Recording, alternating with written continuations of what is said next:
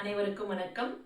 நம்முடைய சுவாமி விவேகானந்தர் 100 இளைஞர்களை தாருங்கள், இந்த உலகத்தையே நான் மாற்றி காட்டுகிறேன் என்று சொன்னவர். இனம், மொழி, மதம் கடந்து சுவாமி விவேகானந்தரை உலகமெங்கும் போற்றுகிறார்கள் என்றால் அவருடைய கருத்துக்களை மக்கள் உள்வாங்கி இருக்கிறார்கள் என்றுதான். அதுபோலதான் இனம், மொழி, மதம் கடந்து திருக்குறளும் மனிதனுக்கு சொன்ன கருத்தாக உலகமெங்கும் விதைக்கப்பட்டு ஆலமரமாக இன்று விருட்சமாக வளர்ந்து கொண்டிருக்கிறது.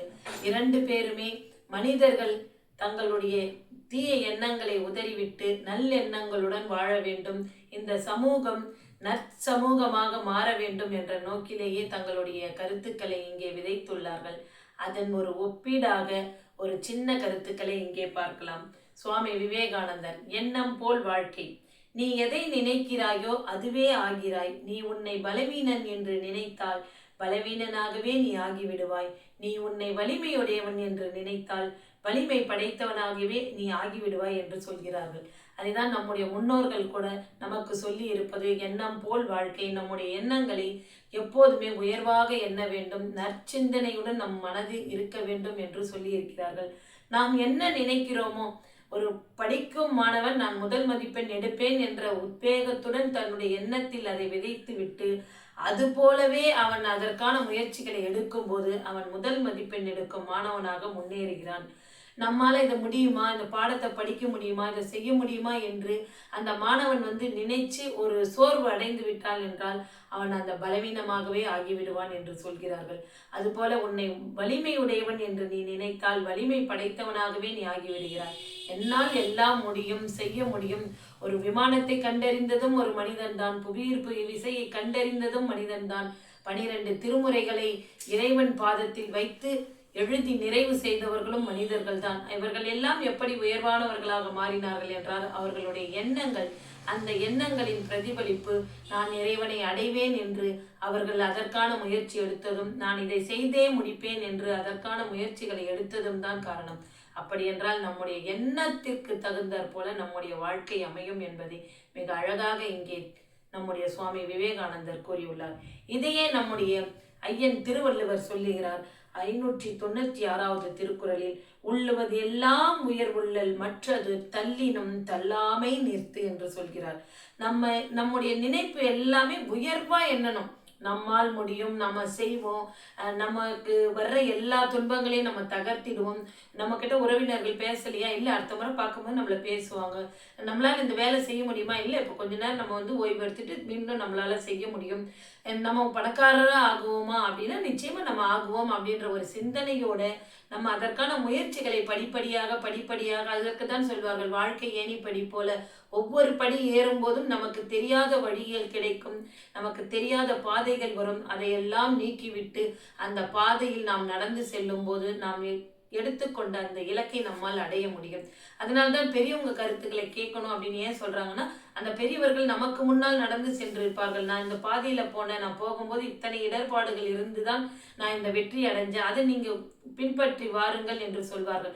அது போலதான் நம்முடைய திருவள்ளுவரும் அழகாக நம்ம நினைக்கிறது எல்லாத்தையுமே உயர்வா நினைக்கணும்.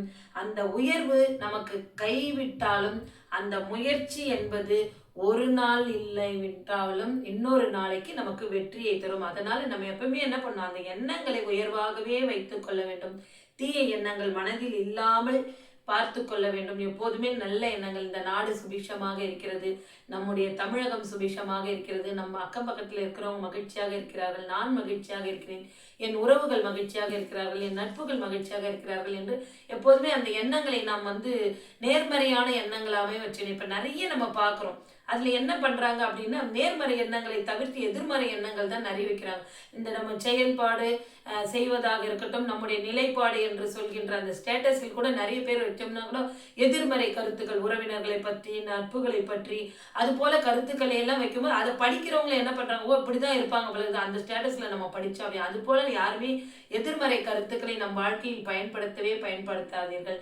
நேர்மறை கருத்துக்களை பயன்படுத்துங்கள். நமக்கு இன்று நல்ல நாள், நாம் இன்று முன்னேற போகிறோம், போகிறோம், நம்முடைய செயல்கள் எல்லாம் வெற்றியடை போகிறது. இறைவன் நமக்கு பக்கத்துணை இருக்கிறார், பெரியவர்கள் பக்கத்துணை இருக்கிறார்கள், நம்மால் முடியும் நம்மால் முடியும் என்ற ஒரு நேர்மறை எண்ணங்களுடன் வாழ வேண்டும் என்று அழகாக உள்ளுவதெல்லாம் உயர்வுள்ள மற்றது தள்ளி நம் தள்ளாமையை நிறுத்து என்று திருவள்ளுவர் சொல்லியிருக்கிறார்.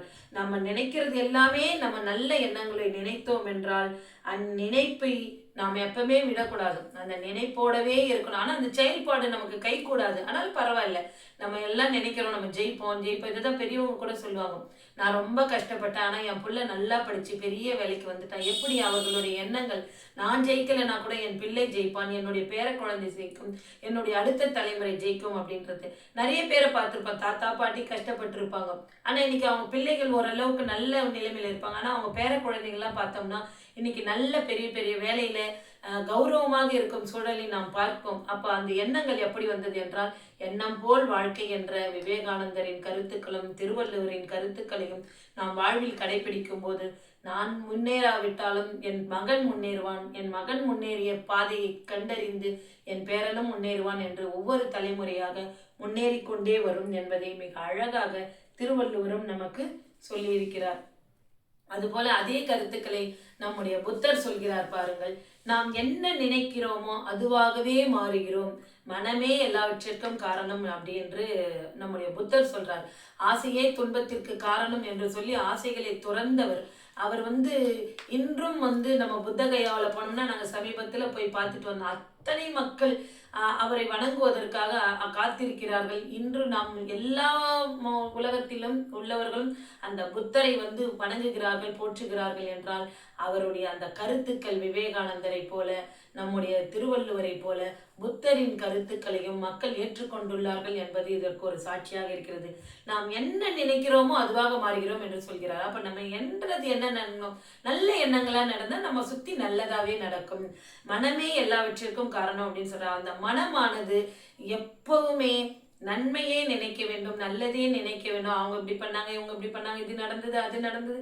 எல்லாருடைய வாழ்க்கையிலும் எல்லா துன்பங்களும் இருக்கும். புத்தருடைய வாழ்க்கையில் துன்பம் இல்லாததா? திருவள்ளுவர் வாழ்க்கையில் துன்பம் இல்லாமலா? அவர் துன்பத்தை பற்றியெல்லாம் அத்தனை திருக்குறளில் எழுதியிருக்கிறார்.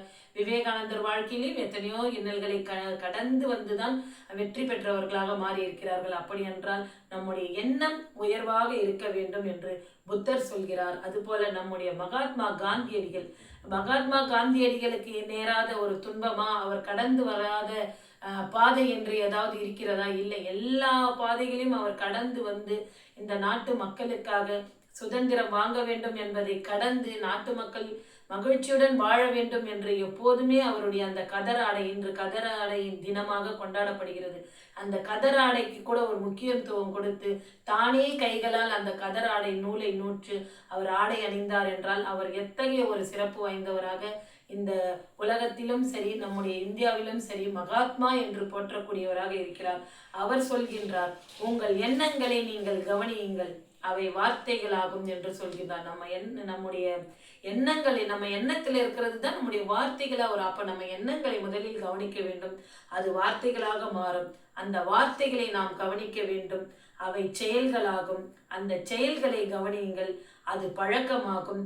உங்கள் பழக்கங்களை கவனியுங்கள், அதுவே உங்கள் வாழ்க்கையாகும் என்று ரொம்ப அழகா சொல்றாரு. ஏன்னா நம்ம எண்ணங்கள் செயல் வடிவம் பெறும். அந்த செயல்களை நாம் தினமும் செய்து கொண்டிருக்கும் போது அதுவே பழக்கமாகிவிடும். அந்த பழக்கமே நம்முடைய வாழ்க்கை நிலையை உயர்த்தும் என்று சொல்கிறார். இப்ப நிறைய பேர் சொல்லுவாங்க, நான் காலைல 6 மணி எழுந்தோடனே முதல்ல சாமி கும்பிட்டு தான் அடுத்த வேலையை செய்வோம். அப்ப அவர்களுடைய எண்ணங்களும் செயல்பாடுகளும் தொடர்ந்து ஒரே மாதிரி இருக்கிறது.